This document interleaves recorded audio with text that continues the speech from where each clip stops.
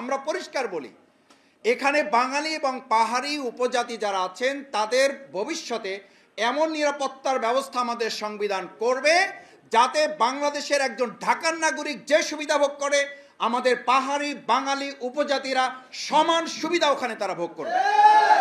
আমাদের প্রতিবেশী একখান রাষ্ট্র আছে, তাদের মাথা ব্যথা হলো আমাদের এই জায়গাটাকে অশান্তি রাখতে পারলে এই ঝামেলাটা করার জন্য প্রতিবেশী রাষ্ট্রের মূল মনোযোগ হলো বাংলাদেশে অশান্তি তৈরি করার জন্য, সেখান থেকে সেনাবাহিনী প্রত্যাহার করে তারা তাদের মাতব্বরি প্রতিষ্ঠা করার জন্য এই ষড়যন্ত্র তারা করেছে।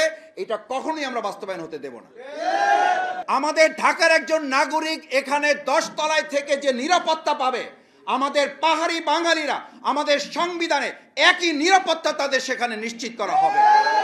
আমি সবশেষ অনুরোধ করি যে আমাদের ওখানে 5093 বর্গ মাইল এটা না, বরং 56,000 বর্গ মাইলকে একত্রিত করে আমরা বাংলাদেশের নিরাপত্তা নিশ্চিত করতে পারলেই পাহাড়ি বাঙালি উপজাতি সকলে নিরাপত্তা নিশ্চিত হবে। আর যখনই তাদের আলাদা করা হবে, বাইরের একটা অংশ বাংলাদেশ থেকে তাদেরকে বিচ্ছিন্ন করার অংশ হিসাবে যে ষড়যন্ত্র করছে, আগামী দিনে এমন সরকার জনগণের নেতৃত্বে প্রতিষ্ঠিত হবে, এই সমস্ত চক্রান্ত ষড়যন্ত্রের সমুচিত জবাব দিয়ে বাংলাদেশি নাগরিকের যেমন অধিকার হবে, তাদেরও নাগরিকত্ব নিশ্চিত আমরা করব ইনশাআল্লাহ।